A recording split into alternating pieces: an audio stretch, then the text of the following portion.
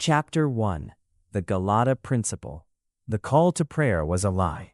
It began as it always did, a mournful, digital echo from 1,000 tinny speakers, washing over Istanbul like a sonic tide. To the tourists on the Galata Bridge, it was romance, the soul of the East. To Marcus Thorne, it was a systemic alert, a 5 times daily reminder that he lived in a city of masks. Even God's invitation here was automated.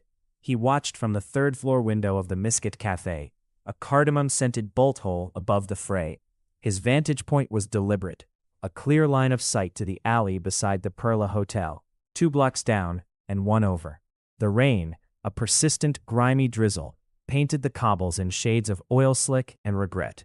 It was perfect. Rain made people hurry, heads down, less observant.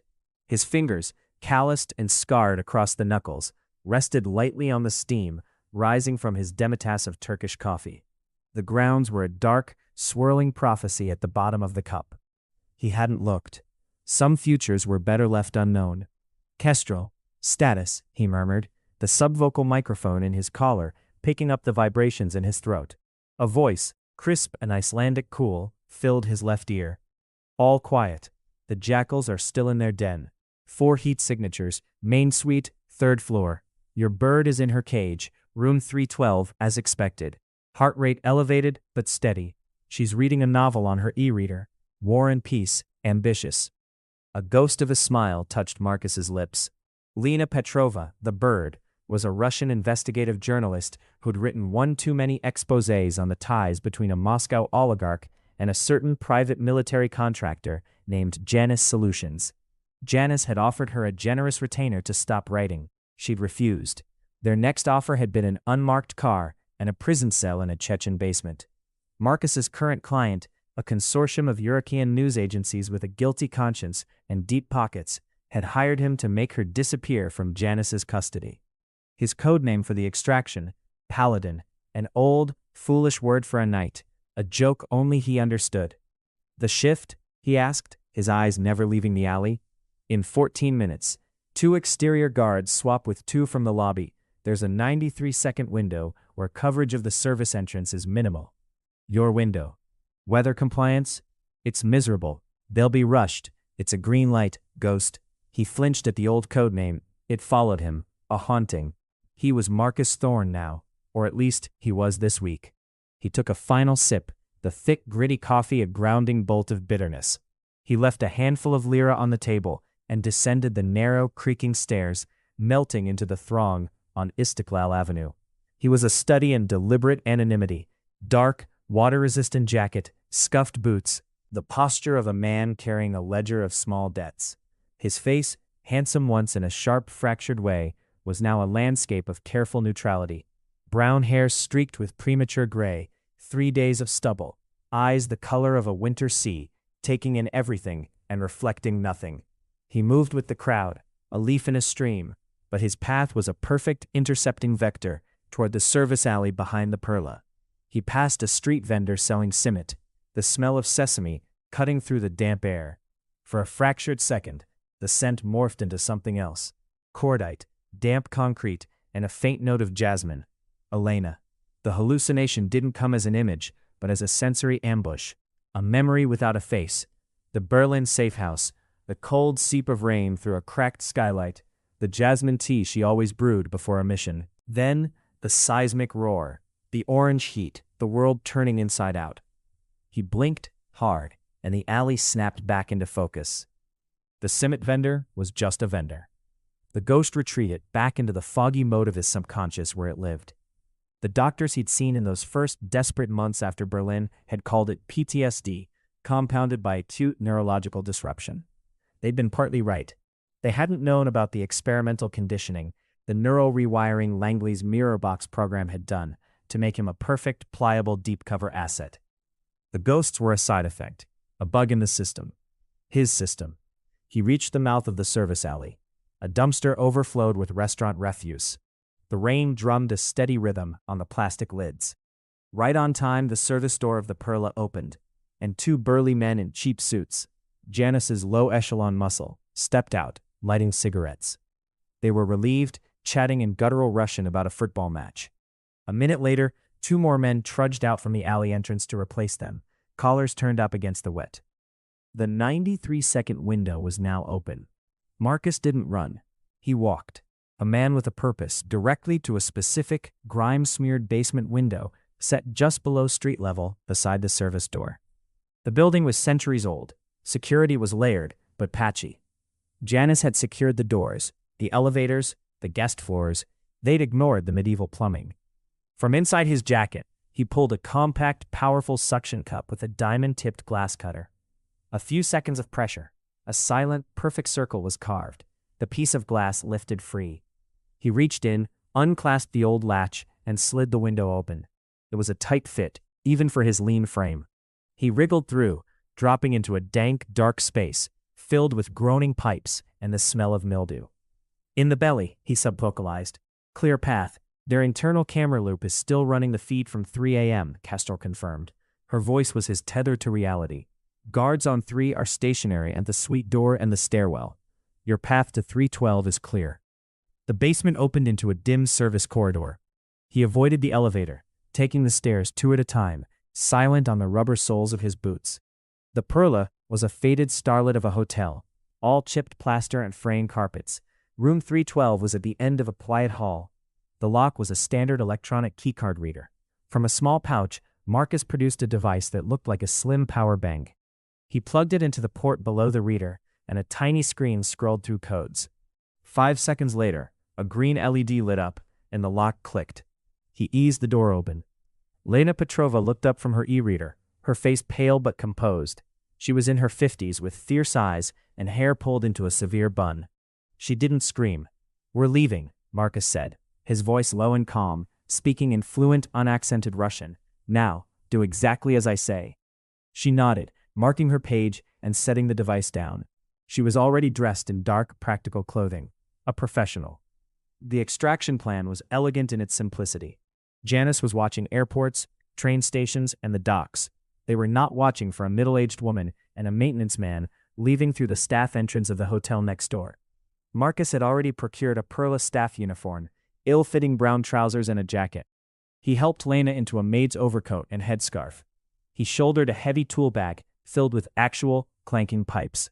"Walk behind me 2 paces. Look at the floor. If I stop, you stop." They exited Ring 312, not back to the stairs, but to the service elevator at the hall's opposite end. It descended to a sub-basement laundry facility, steam billowing from giant pressers. No one looked twice at a maintenance man and a maid. A connecting tunnel, used for linen transfer a century ago, linked the Perla to the neighboring Hotel Byzantium. They emerged into a similarly bustling basement. "Clear," Kestrel intoned. "Janice Net is still focused on the Perla perimeter. You are ghosts." 10 minutes later, they were in a nondescript white-paneled van, weaving through the afternoon traffic toward the district of Balat. Lena sat in the back, breathing deeply. "Where are you taking me?" she asked finally. "Somewhere you can finish war in peace," Marcus said, meeting her eyes in the rearview mirror. "And write the next one." The safe house was a modest apartment overlooking the Golden Horn, owned by a shell company Kestrel had created. Marcus handed Lena a packet. New identity, a Canadian literary scholar, passport, credit cards, a plane ticket to Montreal via Athens in 2 days, and a thick envelope of euros. "Your colleague's retainer covered this, plus a modest stipend for 6 months," he said. "Use the cards sparingly. The ticket is clean. You'll be met in Montreal by someone friendly." She took the packet, her hand steady. "Who are you?" she asked, not for the first time. "The help," he replied, his standard answer. "Janus, they are not men who forgive." Marcus checked the window, scanning the street below. "They're not men who remember either. They're a corporation. You became a cost-benefit analysis. Right now, retrieving you costs more than writing you off as a loss. They'll move on." He saw the doubt in her eyes, the shadow of the Chechen basement. He reached into his bag and pulled out a small, sleek handgun, a Sig Sauer P365. He placed it on the table next to the packet, just in case the analysis changes. 2 hours later, he was back in the Miscat Cafe at the same table. The rain had softened to a mist. The tool bag and uniforms were ash in a foundry's furnace across the city. The van was already repainted and sold. Lena Petrova was a fading thermal imprint in an empty apartment. His burner phone, a cheap, anonymous model, vibrated with a text. A single word from a number he didn't recognize. Acknowledged. The client confirming the package was delivered. 30 minutes after that, a notification popped up on an encrypted banking app on a separate modified phone. $300,000 had been deposited into a numbered account in the Cayman Islands. The Paladin's fee. He exhaled, the first deep breath he'd taken all day. The operation was clean. No bodies, no blown covers, a life altered for the better. It was the closest thing to righteousness his world offered. He ordered another coffee. As he waited, he let the memories surface, the ones he usually kept suppressed. Not of Berlin, but of before. 5 years earlier. A briefing room in Langley, Virginia. The air smelled of stale coffee and ambition. Marcus, then Ghost, stood at parade rest before his controller, Richard Shaw. Shaw was a silver-haired lion of the Cold War, a man who carried the authority of a general and the patience of a sculptor.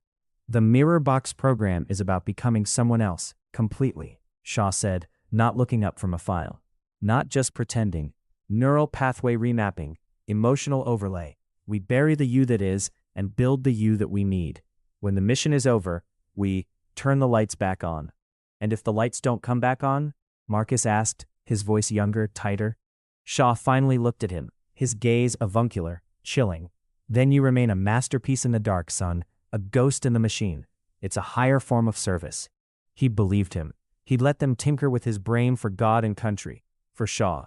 They'd turned him into a phantom who could infiltrate the inner circles of a Tehran weapons consortium for 18 months. The mission had been a spectacular success. The extraction had been the problem.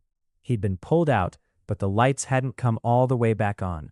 Echoes remained. The persona, an Iranian engineer named Reza, left behind emotional fragments, memories that weren't his, and the ghost started then, whispers of a life not lived. Langley's psychiatrists called it dissociative residue. They'd assured him it would fade. Then came the order, 2 years later, in a safe house in Berlin. A direct command from Shaw, via a secure channel.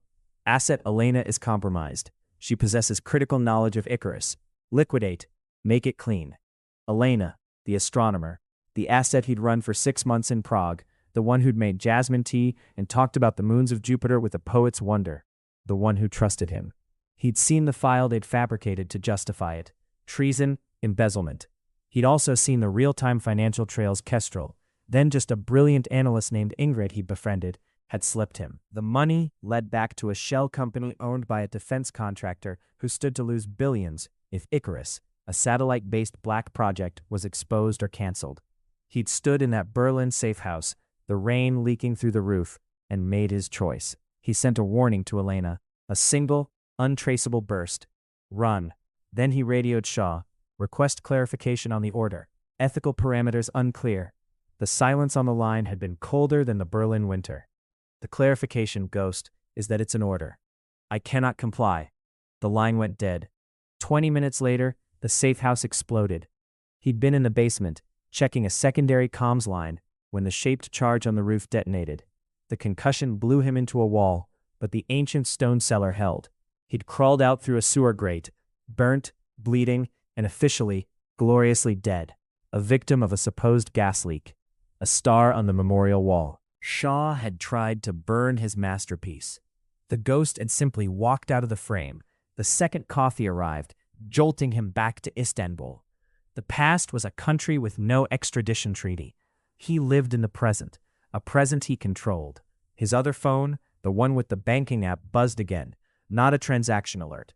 A message, routed through 3 anonymizing servers, appearing in a self-deleting chat window. From encrypted node, Artemis Global SR. To the Paladin proposal.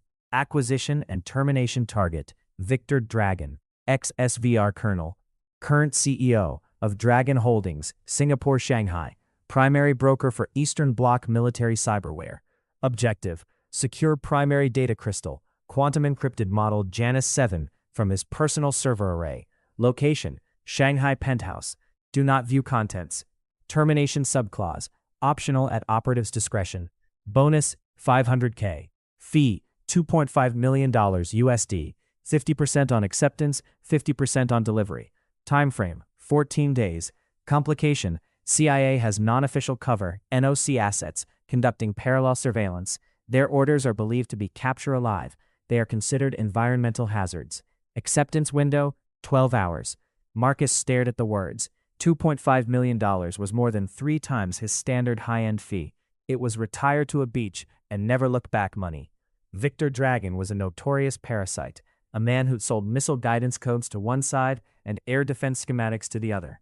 The world would be marginally better without him, but the complication was a flashing red siren. CIA involvement meant this wasn't corporate espionage or a vengeful competitor. Dragon had something Langley wanted badly enough to run a covert op on foreign soil, and they wanted him alive, which meant interrogation, which meant Dragon had information. The do not view contents clause was standard for brokers who wanted deniability, but paired with the CIA's interest, it stank.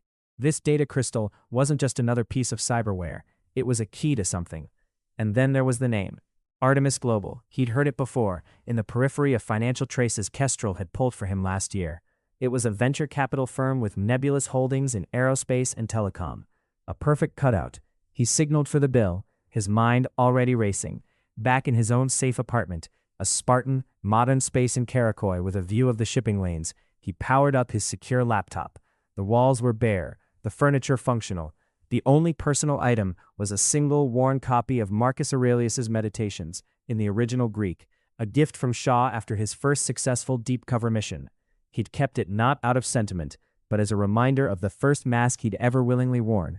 Kestrel, Deep Dive, Victor Dragon, Last 72 Hours, and cross-reference Artemis Global with any known black budget lines or legacy projects. Focus on celestial mythology, Icarus, Apollo, that family. Working, came the reply. He could hear the soft clack of her mechanical keyboard in Reykjavik. Dragon is a busy boy. He's in Shanghai preparing for a major auction of logistical software. Guest list is a who's who of pariah states. CIA interest explained. But their capital inflows from 3 years ago show a curious overlap with the bankruptcy trustees of Prometheus Aerospace, a skunkworks subcontractor that went under after Icarus was supposedly shelved. A cold finger traced Marcus's spine. Icarus, the name from his past, the project Elena had known about. Find the link, he said, his voice tight, no matter how faint. He poured a finger of Rocky, drinking it neat. The anise bite cleared the ghosts. He paced. $2.5 million was a siren's call, but swimming toward it meant navigating waters where his old handlers were already fishing. It meant potentially crossing paths with people who knew his face, who thought he was dead. He thought of Lena Petrova, on her way to a new life. He thought of the clean, clinical transfer of funds. He thought of the empty apartment, the silent walls, and he thought of Shaw, of the burn order, of the fact that the man who tried to kill him was still out there, probably running other masterpieces, other ghosts. The Paladin was a freelance ideal, a self-appointed knight for hire. But to do what? Fix small injustices while the architects of larger evils operated with impunity? Maybe it was time to stop just being the help. Maybe it was time to become a complication himself. He walked to the window, watching a massive container ship glide through the Bosporus, a city of steel and light on the dark water. He made his decision. He opened the secure chat. To encrypted node Artemis Global SR. From the Paladin. Proposal accepted. Terms modified. Termination optional clause is now mandatory. No bonus required. Send initial data packet. I will be in Shanghai in 48 hours. He sent it. The reply was almost instantaneous. Acknowledged. Funds transferred. Data packet follows. Good hunting. A moment later, the banking app confirmed a deposit of $1.25 million. The deed was done. He sat down, the weight of the decision settling on him. He was going back into the spider's web, willingly, not as a loyal ghost, but as a rogue element, a variable. As he began reviewing the incoming data packet on Dragon's Shanghai security layout, the scent returned.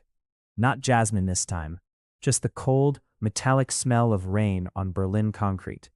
The ghost was walking back into the machine, but this time, he was carrying a virus of his own.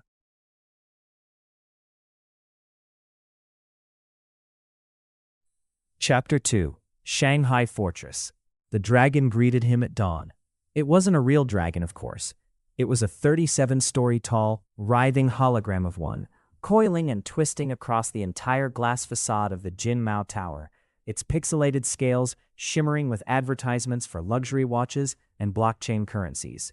Marcus Thorne watched it from the window of his $800 a night suite in the Pudong Shangri-La, a cup of black tea cooling in his hand. The spectacle was a perfect metaphor for Shanghai, a mythical beast of pure aggressive capital, beautiful and utterly fake. He'd arrived 36 hours earlier as Matthias Vogel, a Swiss-German logistics consultant for the fictional Helvetia Secure Transport. The cover was deep, layered, and expensive. Kestrel had woven Vogel a 10-year digital history, tax returns, professional certifications, a divorce from a woman in Zurich, even a mildly embarrassing passion for competitive yachting simulators. His appearance was subtly altered. Colored contacts turned his winter sea eyes a bland hazel, a dental prosthetic gave his jawline a slightly softer set, and a careful application of makeup aged him by a convincing 5 years. He looked prosperous, slightly weary, and utterly forgettable. Victor Dragon's fortress, the Dragon Tower, was a sleek obsidian needle 3 blocks away, rising from the heart of Lugia Suisse financial district. It wasn't the tallest building, but it was the most imperious. Its windows were made of smart glass that could turn from transparent to mirrored in a millisecond. Its base was a forbidding plaza of polished black granite, devoid of benches or greenery, architecture as a statement of paranoia. "Show me the morning ballet, Kestrel," Marcus murmured, the subvocal mic humming against his throat. In his left ear, her voice was a stream of cool data. Feeding live. Perimeter Team Alpha just concluded their sweep. 2 men, ex-PLA by their posture. They're handing off to Team Bravo at the northeast corner. Routine is clockwork, every 4 hours. Lobby team just rotated. 4 individuals, armed discreetly under jackets. The concierge is a former Hungarian Special Forces operative. He hasn't smiled once in the 72 hours I've watched him. On his laptop, a montage of live feeds, thermal overlays, and architectural blueprints painted the target. Marcus had spent the first day in Shanghai being Matthias Vogel, meeting with 2 actual logistics firms as due diligence for his cover, dining alone at expensive restaurants, and behaving like a mildly bored businessman. All the while, his modified glasses and the buttons on his blazer captured terabytes of data on Dragon Tower's surroundings, Wi-Fi traffic, security radio frequencies, the comings and goings of delivery drones. Now it was time for a closer look. He dressed in Vogel's uniform, a tailored but unremarkable navy suit, a conservative tie, Italian loafers polished to a dull sheen. In his briefcase, alongside real business documents, was a suite of tools disguised as everyday electronics, a laser microphone disguised as a pen, a multispectral scanner in a power bank, and a drone the size of a dragonfly, currently charging in its custom bay. He took the high-speed elevator down to the lobby, nodding politely at the staff. Outside, the humid air hit him like a wet towel. The roar of the city was a constant, seismic hum, the sound of 25 million people striving. He walked the 3 blocks at Vogel's ambling pace, pausing once to check his phone, using the motion to pan his glasses slowly across the upper floors of Dragon Tower. "I'm counting 12 distinct EM signatures from active counter-surveillance arrays on the facade," Kestrel said. "Directional jammers, motion sensors tied to the smart glass, the works. This isn't a corporate HQ, it's a bunker with a view." Marcus reached the edge of the black granite plaza. A invisible line of psychological deterrence seemed to emanate from the building. People flowed around the plaza, not through it. He saw a delivery man on a scooter attempt to cut across. A security guard in a dark suit materialized from a shadowed doorway and pointed wordlessly back to the perimeter. The rider complied instantly. He couldn't loiter.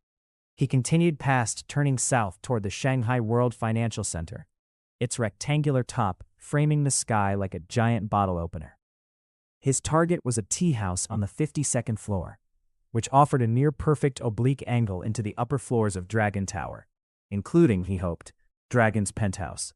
The tea house was serene, all bamboo and soft light. He took a seat by the window, ordered a pot of long jing, and opened his laptop, appearing to be a man catching up on emails. From his briefcase, he subtly extracted the pen. He aimed it at the distant mirrored facade of Dragon Tower, 300 meters away. The laser mic wouldn't work through the smart glass, but it could pick up vibrations from the inside surface of the windows. If someone was speaking inside, the glass would tremble almost imperceptibly. The laser could detect those tremors and translate them back into sound. It was a fishing expedition. He sipped his tea, his eyes on his screen, which displayed the laser's raw audio feed, mostly the rumble of the city and the building's own HVAC groan. Then, a voice, muffled but clear, a man, speaking in Russian with a Belgrade accent. The auction is not a bazaar. We do not haggle. The price for the Stormbringer suite is 40 million, non-negotiable. Tell the Emirati that his money is as welcome as anyone's, but his arrogance is not. Victor Dragon. Marcus had memorized the voice from intercepted calls. A softer female voice replied in English. He is insisting on a live demonstration before funds are transferred. Dragon's laugh was a dry crackle. A demonstration? Does he wish me to crash a satellite over Dubai for his amusement? The code works. Our friends in the DPRK were satisfied with their meteor shower last year, were they not? Marcus kept his breathing even. Stormbringer, satellite, meteor shower. The pieces were aligning, clicking into a terrifying picture. Dragon wasn't just selling cyberware, he was selling orbital weapons. Focus the laser on the top 5 floors, he subvocalized to Kestrel. Map the thermal. I need to find the server room. As the thermal overlay began to build on his laptop, a ghostly rainbow image of the tower, with cooler areas in blue, warmer in red, Marcus's peripheral vision caught a flicker of movement at the tea house entrance. A woman walked in, East Asian, in her late 30s, dressed in an impeccably chic, gray-tailored pantsuit. She carried a leather folio and moved with the calm, assured efficiency of a senior banker or a lawyer. She was beautiful, but in a way that was architectural, deliberate. She took a seat 2 tables over, ordered green tea, and opened her folio to review documents. Marcus felt a cold, familiar drip in his veins. Not recognition of the face, but of the pattern. The way she scanned the room upon entry, not looking for a friend, but assessing threats, exits, cover. The way she held her pen, not like a writer, but like someone who'd been trained to use it as an improvised weapon. The subtle, almost imperceptible bulge at her left ankle. A holster. She was NOC, non-official cover. CIA. And then she turned her head slightly, and the light from the window caught the faint, almost invisible line of a scar along her jawline, usually concealed by makeup. A scar he'd seen before, years ago in the flickering strobe light of a bunker in Grozny. Sarah Lynn. The memory hit him like a flashbang. Chechnya, 8 years ago. The mission was to extract a defecting nuclear physicist from a warlord's mountain compound. Marcus was Alexander, a Ukrainian mercenary. Sarah Lynn was his CIA liaison, operating under Canadian press cover. They'd been holed up for 3 days in a freezing, rat-infested Soviet-era bunker, waiting for a blizzard to pass. "Do you ever think about what happens after?" she'd asked one night, their breath fogging in the air, sharing a single precious packet of instant soup. "After what?" he'd grunted, cleaning his weapon. "After all this, when the flags don't matter anymore, when it's just people." He'd looked at her then, really looked. She was younger, the hardness not yet fully set. The scar on her jaw was fresh, a gift from a shrapnel fragment in Kabul. "There is no after for people like us," he'd said, the words of his ghost persona coming easily. "We're instruments. You don't ask a scalpel what it wants to do after the surgery." She'd stared into the weak flame of their portable heater. "A scalpel doesn't have to remember the patient's face," she'd whispered. The extraction had gone hot. The physicist was killed in the crossfire. They'd escaped by the skin of their teeth, Sarah taking a bullet that grazed her ribs. He patched her up in the back of a fleeing truck. Before they parted at a secure airstrip, she'd grabbed his arm. Her eyes were fierce, haunted. "Be more than a scalpel, Alexander, or one day they'll throw you away." He'd never seen her again. Heard she'd risen fast, then left the Directorate of Operations for something quieter, more analytical.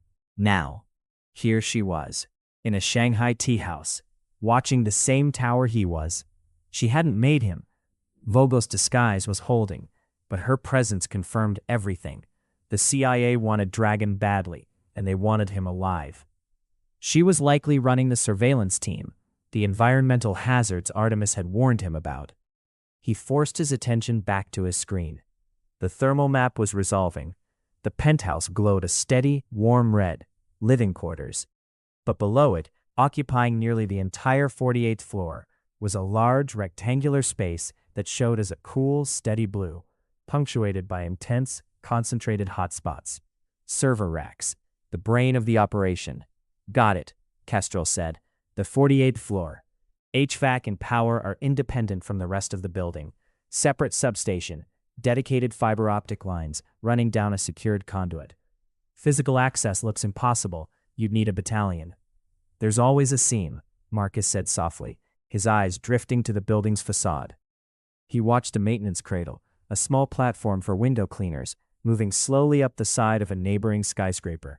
What about from the outside? The smart glass is rated against explosives and high-velocity impacts. It's also on its own secure circuit. Cutting power to the building wouldn't touch it. Marcus zoomed in on the architectural plans Kestrel had procured. The building's nervous system was its climate control. In a city of Shanghai's humidity, the HVAC wasn't a luxury. It was a critical defense for the sensitive server hardware. The system was a marvel of German engineering, hyper-efficient and entirely automated. An idea, fragile and dangerous, began to form. Kestrel, I need the full schematics for the Dragon Tower HVAC system. Manufacturer, model, firmware version, everything. And I need to know where its central maintenance access is. Not in the building, the city's utility nexus. On it. That will take time and some invasive digging. Do it. He closed his laptop, preparing to leave. He couldn't risk more exposure with Sarah so close. As he stood, he accidentally caught her eye. Matthias Vogel offered a polite, neutral smile of acknowledgement between strangers in a quiet place. Sarah Lynn's eyes met his for a half-second. They were flat, professional, assessing. They showed no spark of recognition. She gave a faint, impersonal nod and looked back at her documents. He paid his bill and left, the skin between his shoulder blades itching. He felt her gaze on his back until he turned the corner for the elevators. Back in his hotel room, he shed the Vogel persona, removing the contacts and the dental piece. He stared at his own face in the mirror, the face of Marcus Thorne, the ghost. Sarah's presence changed the calculus. She was good, one of the best. If she was here, the net around Dragon was tight. His secure line buzzed. I have your HVAC data, and something else. The system is managed by a smart AI called ClimateMind. Its citywide maintenance hub is in the Pudong Utility District. But Marcus, I dug into the firmware. There's a backdoor, a legacy protocol for emergency overrides, left by the German installers. It's undocumented, but it's there. A failsafe in case the AI goes rogue and decides to cook the servers. Marcus felt the first real surge of the hunt. A seam. Can we access it? Remotely? No. It's a physical hardware port. You'd need to be in the maintenance hub, plug directly into the master terminal, and upload a crafted firmware patch that would temporarily give us control. We could induce a controlled malfunction, a localized power surge in the cooling system on the 48th floor, just enough to trigger a fire suppression protocol that would force a hard restart of the server bank. During the restart, there's a 4.7-second window where the internal encryption handshake resets. If we're ready with a spoofed admin signal, we could walk right in through the digital front door, Marcus finished. How long would control last? 5 minutes max. After that, ClimateMind's watchdog routines would detect the anomaly and lock us out, probably permanently, and it would trigger every alarm in the building. 5 minutes. To get in, locate the specific Janus 7 data crystal on a server rack, extract it, and get out. It was impossible, which meant he needed to turn the impossible into a routine. He needed to get inside the building before the hack. He needed to be standing in the server room when the window opened. He spent the next 6 hours deep in planning, while the holographic dragon outside danced through the twilight. He studied delivery schedules, staff rotations, waste removal contracts. Dragon Tower was a sealed environment, but it still needed to eat, to drink, to have its trash taken away. His eyes settled on the building's most prosaic vulnerability, its kitchen, a high-end, private kitchen on the 46th floor, serving the executive suites and penthouse. It received daily deliveries of gourmet ingredients from a specialty supplier, Global Epicure. The deliveries were made via a dedicated service elevator that ran from a secure loading dock to the kitchen. Kestrel, I need everything on Global Epicure, and I need a uniform. While she worked, Marcus's mind kept circling back to Sarah Lynn. Her presence was a knife at his throat. He couldn't afford a confrontation, not yet, but he could use her. The CIA's surveillance was a layer of chaos. In chaos, a ghost could move. Later that evening, He went for a walk along the Bund, the colonial-era waterfront across the river from the glittering Pudong skyline. It was a ritual, a way to clear his head, to let the puzzle pieces swirl in the subconscious. The crowds were thick with tourists, taking pictures of the light show across the water. He felt her before he saw her, a change in the crowd's flow, a presence holding position upwind. He stopped at a railing, pretending to watch a cruise ship glide by. She appeared beside him, leaning on the railing a few feet away. She didn't look at him. Matthias Vogel, Swiss, Logistics, arrived 2 days ago, she said, her voice low, almost lost in the river breeze. You have very expensive shoes for a mid-level consultant. Marcus kept his posture relaxed, his face turned toward the lights. And you have a telltale lump at your ankle, Sarah. The agency's tailoring has gotten sloppy. He heard her slight intake of breath.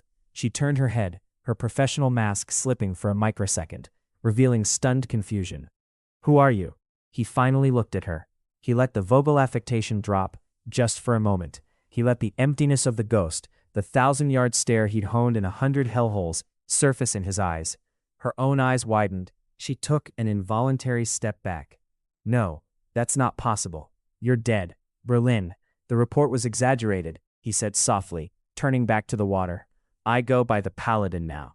She was silent for a long moment, her mind racing, reassessing everything. You're here for Dragon. It wasn't a question. I'm here on a job. So are we, and our orders are to take him alive. You'll compromise everything. Marcus gave a quiet, humorless laugh. Your orders are based on a lie, Sarah. Dragon isn't just a broker. He's sitting on something called Stormbringer. He's selling orbital strike packages. Does Langley know that? Or are they just trying to get their toy back before he sells it to the highest bidder? He saw the confusion in her face. Genuine. She hadn't been read in on the full picture. She'd been given a capture order. Nothing more. That was how Shaw operated. Compartmentalized, deniable. I don't know what you're talking about, she said, but her voice lacked conviction. I think you do. You just don't let yourself see it. He turned to face her fully. Stand down, Sarah, for old time's sake. Dragon is mine. You and your team will only get in the way, or get hurt.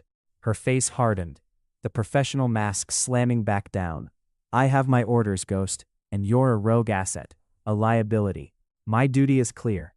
Your duty is to a man who burns his own assets when they become inconvenient. The words were harsh, but he saw them land.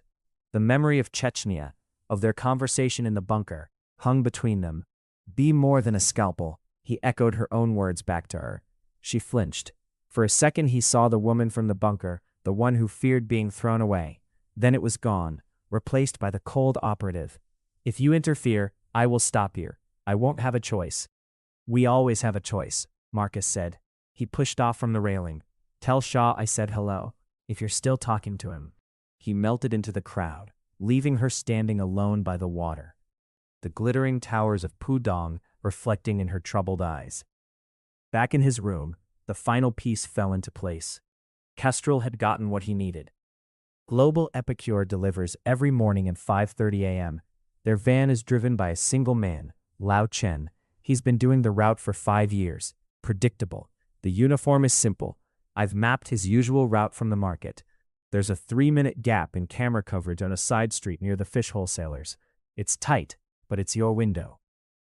Marcus studied the schematics of the service elevator.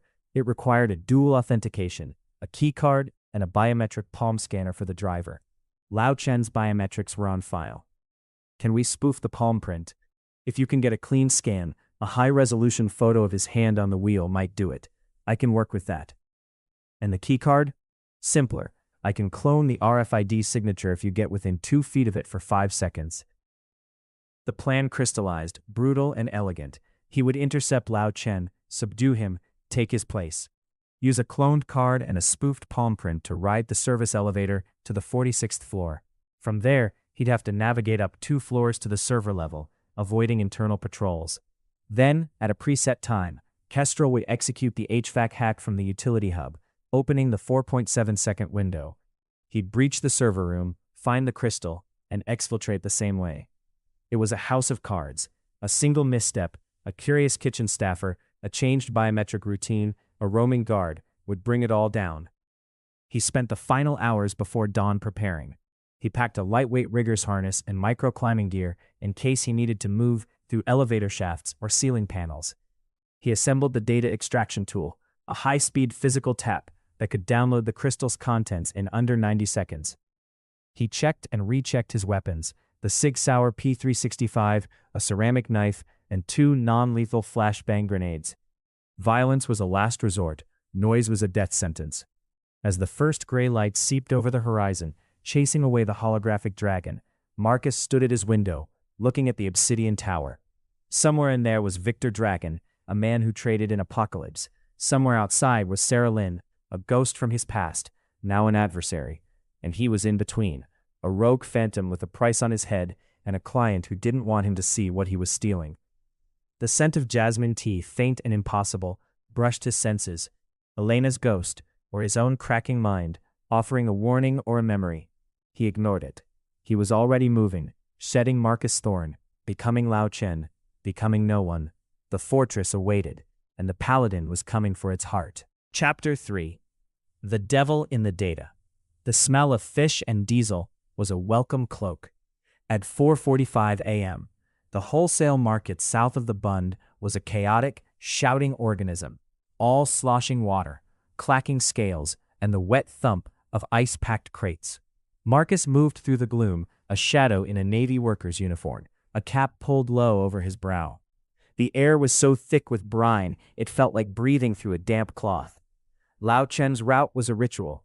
He'd stop at 3 vendors, first for live prawns, then for Japanese-grade tuna, finally for obscure sea vegetables for Dragon's private chef. The third stop was the key. The alley behind Grand Ocean Delicacies was a perfect urban blind spot. A single, rusted CCTV camera pointed the wrong way, its field of view blocked by a perpetually overflowing dumpster. Kestrel had confirmed a 3-minute gap in coverage from the nearest city traffic cam due to a daily reboot cycle. Marcus waited, pressed against the damp brick, listening to the cacophony.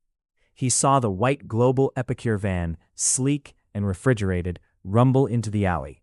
Lao Chen, a thin man with a permanent squint, hopped out, humming a Shanghainese opera tune. He disappeared into the rear of the shop. This was the window. Marcus moved fast. He slipped to the driver's side door, which Chen had left unlocked. Market trust. From his pocket, he produced a small, flat device and held it against the van's keycard, clipped to the sun visor. A tiny green LED on the device blinked once. RFID cloned. Next, the biometrics.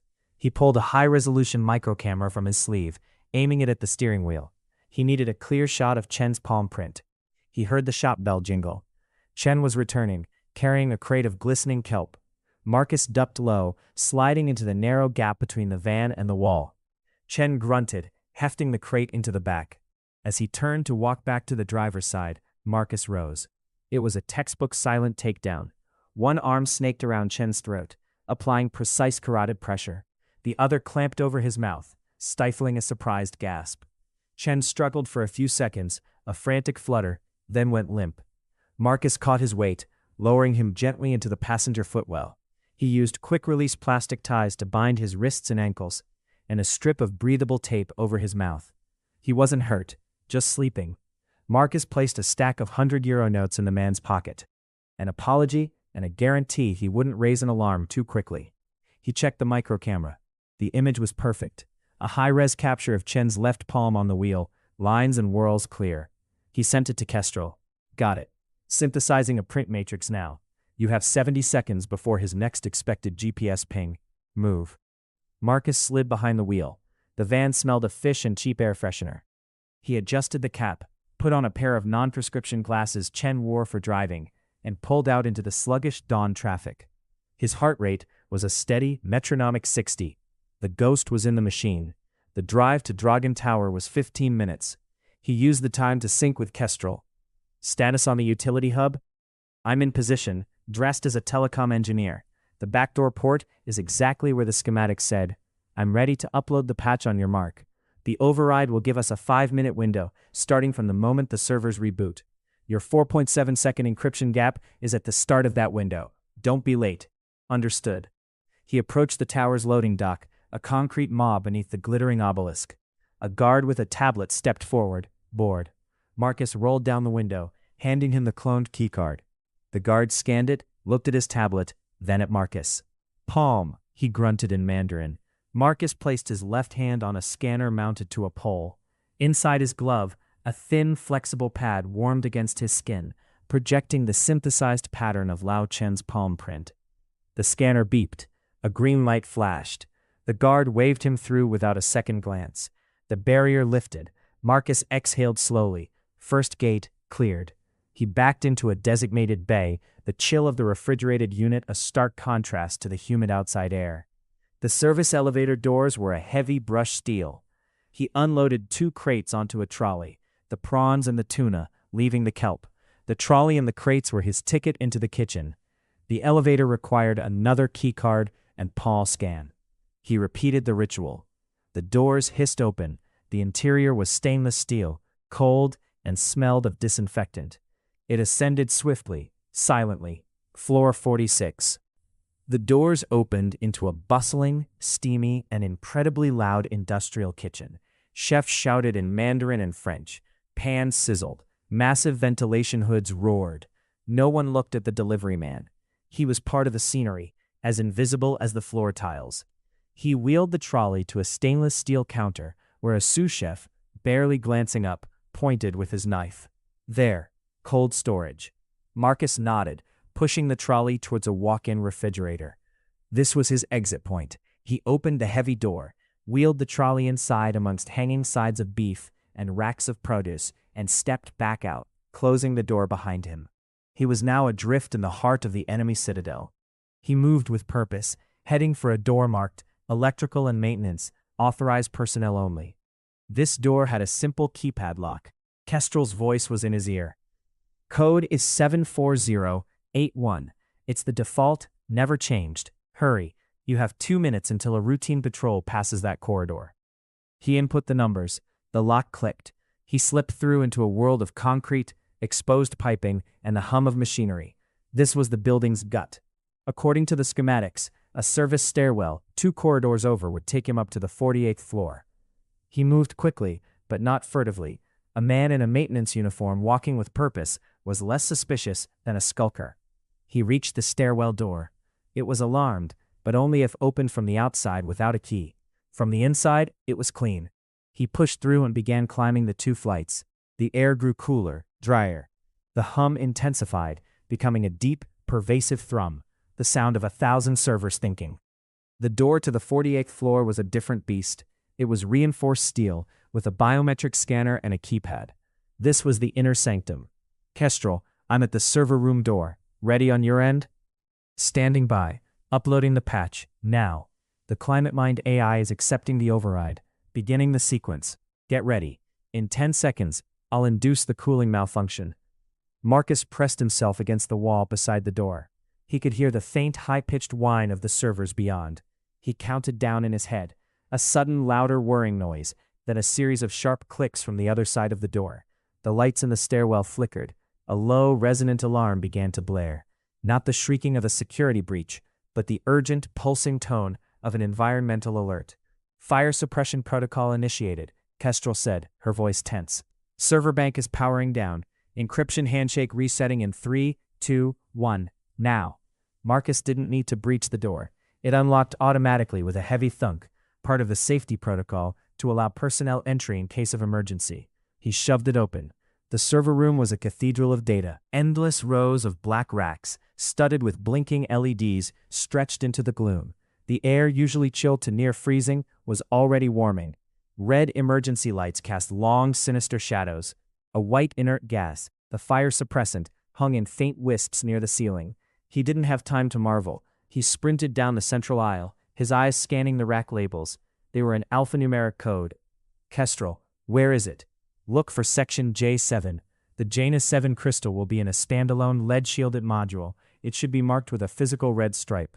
He found J7, and there it was, a module the size of a hardcover book, sealed behind a smoked glass panel, a single red stripe across its face. The panel had a physical lock. No time for finesse. He pulled a compact bolt cutter from his harness and snipped the clasp. The glass panel swung open. Inside, nestled in a custom cradle, was the data crystal. It was smaller than he'd imagined, about the size of his thumb. a cylinder of dark, smoky quartz with copper filaments running through it like veins. He plugged his high-speed extraction tool into the port beside it. A progress bar flashed on the tool's tiny screen. Downloading. 15%. 40%. 70%. Come on, he whispered. 100%. Data verified. He yanked the crystal free, slotting it into a heavily shielded case on his belt. He turned to run. A voice, calm and heavily accented, stopped him cold. I must thank you. You have saved me the trouble of bypassing my own security. At the end of the server aisle stood Victor Dragon. He was shorter than his photos suggested, but broader, a bull of a man in a tailored silk dressing gown. He held a sleek modern pistol, a Laugo alien, casually at his side. Beside him stood two of his personal guards, ex-Spetsnaz by their bearing, their own weapons raised and laser dots dancing on Marcus's chest. Dragon smiled, a thin, predatory line. The environmental alarm was inelegant, but effective. I knew someone would come for the crystal eventually. I did not expect a lone rat in the walls. His eyes flicked to the open empty module. I assume you are not CIA. They would have come with a team and less subtlety. A freelancer then.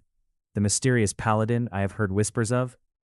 Marcus didn't answer. He was calculating angles, distances. The two guards were too far apart for a single move. Dragon was the wild card. The crystal is useless to you without the decryption keys, Dragon said, taking a step forward, which I have. Hand it over, and I will make your death quick. A professional courtesy. 4 minutes, Marcus. Kestrel's voice was a frantic whisper in his ear. The watchdog routines are battling my patch. Systems will re-engage in 4 minutes and seal that room like a tomb. Time was up. Marcus moved. He didn't go for his gun. He slapped the server rack next to him, where a small, blinking network switch was mounted. He yanked it free, sparks flying, and hurled it at the guard on the left. At the same instant, he dropped into a crouch, his hand finding the flashbang grenade on his belt. The guard on the right fired, the shot deafening in the enclosed space, pinging off the server rack where Marcus's head had been. Marcus pulled the pin on the flashbang and rolled it down the aisle towards Dragon and the guards. Down, one guard yelled. Marcus turned his head, squeezed his eyes shut, and opened his mouth to equalize pressure. Bang! Even with his preparations, the concussive blast was stunning. The world dissolved into blinding white light and a ringing that swallowed all sound. He was moving on instinct, muscle memory pushing his body forward while his brain was still rebooting. He stumbled past the disoriented guards, one clutching his eyes, the other firing blind. Dragon was on his knees, cursing in Serbian. Marcus didn't stop. He burst back through the server room door into the stairwell. The world was muffled, an underwater nightmare. He shook his head, trying to clear the ringing. Adrenaline was a cold fire in his veins. He took the stairs 3 at a time, descending, not ascending. Going back to the kitchen was a death trap. His new exit was the building's central utility shaft, which Kestrel had identified as a potential, if suicidal, route. He hit the 40th floor, kicking open another maintenance door. This corridor was empty, silent. The building-wide environmental alarm was still pulsing, covering his noise. He found the access panel for the utility shaft, a large recessed grate. He pried it open with his hands, the metal groaning in protest. Inside was a vertical cavern of darkness, crisscrossed by thick power cables, fiber optic lines, and shuddering water pipes. He clipped his harness to the strongest-looking cable and began a controlled descent, rappelling down into the abyss. Marcus, talk to me. Kestrel's voice was faint through the tinnitus. I'm out, in the main shaft, descending. Dragon was there. He made me. The building is locking down. All elevators are halted. Security teams are mobilizing floor by floor. You have to get out before they seal the basement levels. He slid down another 10 floors, his gloves smoking from the friction. At the 30th floor, he swung out, kicking open another access grate, and spilled out into a deserted hallway. This was a corporate office level, empty at this hour. He had to get to ground level, to the loading dock, to the van. He moved, a ghost in the sterile, glass-walled offices. He could hear shouts now, the heavy tread of boots in distant stairwells. They were searching. It was locked down, a red X glowing on its panel. He needed another way. A plan formed, desperate and crude. The garbage chute. Every floor had a central waste disposal chute that led to a compacting station in the sub-basement. It was a tight, filthy, and dangerous route, but it was likely unguarded. He found the chute access room. The opening was just wide enough for a man. He peered down into utter blackness. The smell was foul. "This is going to be unpleasant," he sub-vocalized. "Just don't get compacted," Kestrel replied, a hint of her dry humor returning. He took a deep breath, gripped the edges, and slid into the darkness. It was a freefall of terror. He bounced off the slick, fetid walls. His arms and legs braced to slow his descent. Discarded coffee cups, food wrappers, and worse slapped against his face. After what felt like an eternity, he hit the bottom with a jarring thud, landing on a soft, shifting mountain of bagged garbage in the compaction room. He lay there for a second, stunned, covered in filth. The ringing in his ears was replaced by the grinding hum of the building's machinery. He was in the sub-basement. The loading dock was one corridor over. He pushed himself up, wiping grime from his eyes. He unholstered his Sig Sauer. The time for stealth was over. He crept to the door of the compaction room, cracking it open. The corridor outside led to the loading bays. He could see his van, still in its spot, but between him and it stood 4 of Dragon's guards, weapons drawn, talking urgently into radios. They were setting up a perimeter. He couldn't fight 4. He needed a diversion. His eyes fell on a large red button on the wall, beside a row of industrial fuel tanks for the building's backup generators. "Kestrel, if I cause a power surge at the generator fuel pump controls, will it ignite?" "No, but it will cause a major leak and trigger a secondary, higher priority environmental alarm. It might pull them away." That was enough. He took aim with his pistol, not at the guards, but at the control box 30 meters down the corridor. He fired twice. The shots were thunderous. Sparks exploded from the control box. A moment later, a piercing, wailing alarm, different from the first, split the air. A red strobe light began flashing. The guards spun towards the sound, shouting, "Fuel leak, containment protocol Alpha." 2 of them ran towards the sparking box. The other 2 hesitated, looking back at the loading dock. Marcus used their confusion. He burst from the doorway, sprinting flat out for the van. He was halfway there when one guard spotted him. "There, stop." A bullet whined past Marcus's head, embedding itself in a concrete pillar. He didn't return fire. He dove, sliding across the slick concrete, under the van's chassis. He popped up on the driver's side, yanked the door open, and hauled himself in. He turned the key. The engine coughed to life. He slammed it into reverse just as the 2 guards opened fire. Bullets starred the windshield, thudded into the door panels. He didn't care. He stomped on the accelerator, the van lurching backwards, clipping one of the guards and sending him spinning to the ground. He wrenched the wheel, shifting into drive, and roared out of the loading bay, through the rising security barrier, smashing straight through the flimsy wooden arm and into the bright body of water. Shocking normality of the Shanghai morning. Sirens began to wail behind him. He drove fast but not recklessly, blending into the traffic as it thickened with the early commute. He took a series of pre-planned turns, heading for a pre-scouted cleaning location, a multi-story car park in a less fashionable district. 10 minutes later, he pulled into a dark corner on the 3rd sublevel. He killed the engine. Silence, broken only by his ragged breathing and the drip of water from the van's crushed front bumper. He was covered in garbage, his ears still ringing, his body aching from the fall. But in the shielded case on his belt, the data crystal hummed with stolen secrets. He pulled it out, holding it up.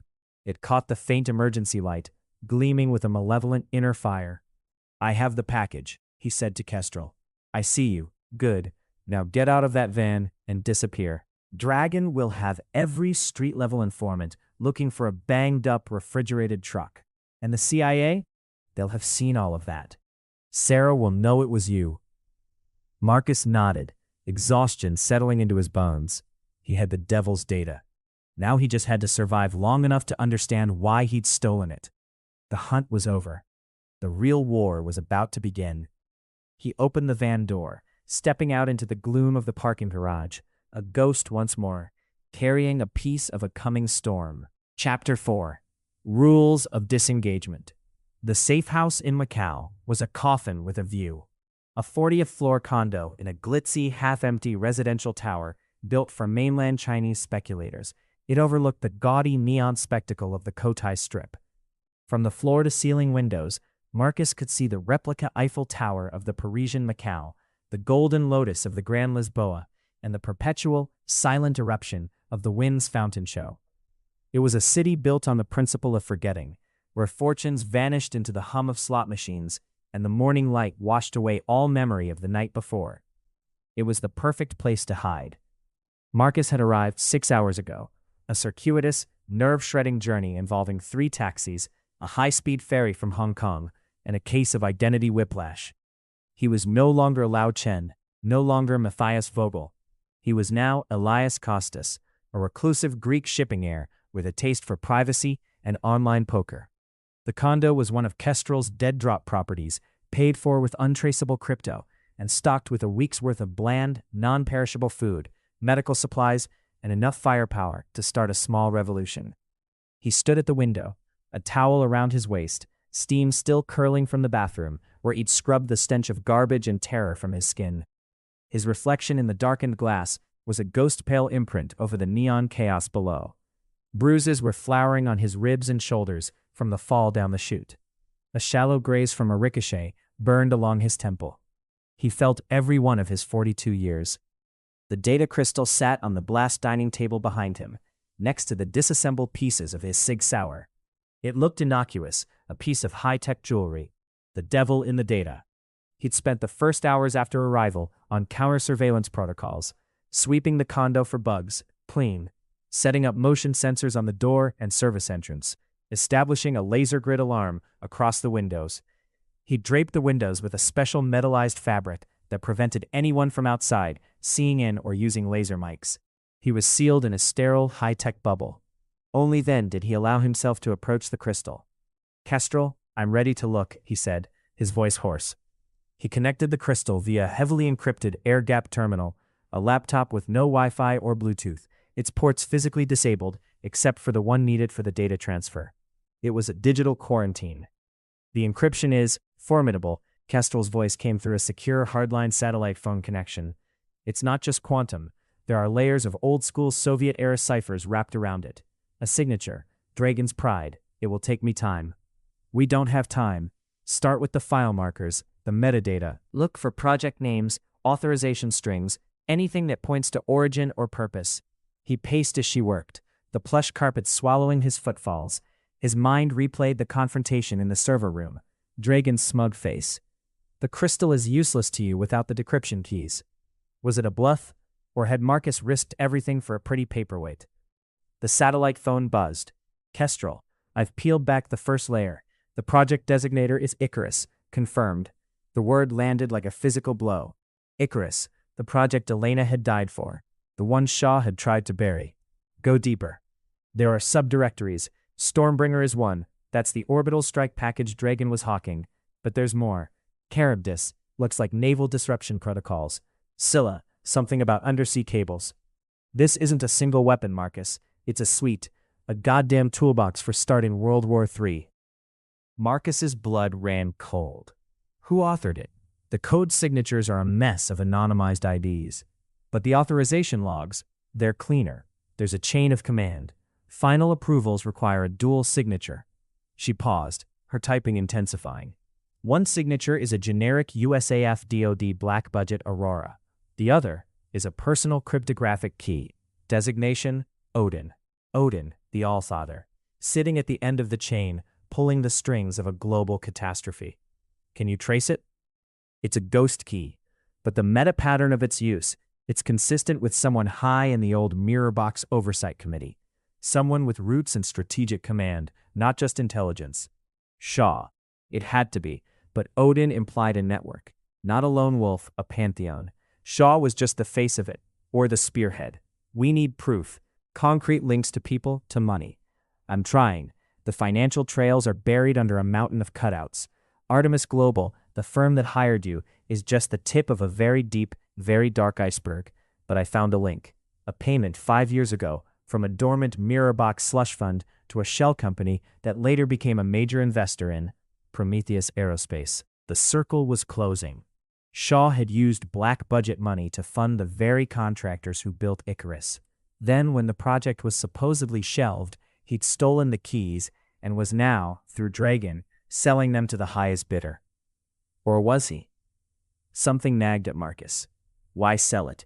If you controlled Icarus, you controlled the board. Selling it meant losing control. Do not view the contents. Artemis's order. They didn't want him to know what he was stealing. Because if he knew, he might not deliver it, or he might ask for more money, or he might try to stop it. A new, more terrifying possibility emerged. Artemis Global wasn't just a broker, it was Odin's procurement arm. They'd hired him to retrieve the crystal, not to sell it, but to have it. They were consolidating the tools, preparing for something. His burner phone, the one he'd used to communicate with Artemis, vibrated. A message flashed on the screen, then began to delete. Artemis, status update required. Delivery timeline? They were getting impatient. He had 24 hours to deliver the crystal to a dead drop in Shenzhen, or the second half of his payment would vanish, and he presumed a termination order would be issued. He didn't reply. Instead, he walked to the table and picked up the Serbian hitter's sidearm he'd taken in Shanghai. It was a custom Zastava CZ99, chambered in 9mm, with a filed-down serial number and aftermarket grips textured for a perfect hold. A workman's tool. He field-stripped it with practiced ease. The components were clean, well-oiled, unremarkable. But the magazine was unusual. It had a slight manufacturing burr on the base plate, a tiny imperfection. He examined it under a high-powered loupe. There, etched microscopically, was a symbol, a stylized wolf's head. Kestrel, symbol analysis. Wolf's head, geometric style, possibly Balkan origin. He heard her intake of breath over the sat phone. That's the mark of Vukovar Arms, a boutique workshop in Novi Sad. They cater to a very specific clientele. Private military, high-end security, and freelance contractors with ties to the old Serbian security apparatus. The man who tried to kill you wasn't one of Dragon's regular thugs. He was a specialist, hired separately. By who? Dragon wouldn't outsource. He has his own army. Unless... Kestrel trailed off. Then her typing became frantic. Unless the hitter wasn't for you, not initially. Dragon is XSVR. He has old enemies. Maybe the hitter was sent by a rival, or a former client he double-crossed. You just happened to walk into the crossfire. Or, Marcus said, the pieces clicking together, with cold, logical precision. The hitter was sent by the same people who hired me. A failsafe. If I succeeded, they'd get the crystal. If I failed, the hitter would clean up the mess and try to get it himself. Artemis was hedging their bets. His movements slow and deliberate. They'd sent a wolf to tail the Paladin. The disrespect was almost amusing. The decision crystallized. He could not deliver the crystal, not blind. The rules of his engagement were shattered. He was no longer a freelancer on a job. He was a man standing between a hidden cabal and the launch codes for Armageddon. He was about to articulate this to Kestrel when every light in the condo went out. The neon glow from the window vanished. The hum of the air conditioning died. The digital locks on the door emitted a pathetic bleep and went dark. Total, silent blackness. Kestrel, report. Static hissed back at him over the satellite phone, then died. The line was dead. Not jammed, cut.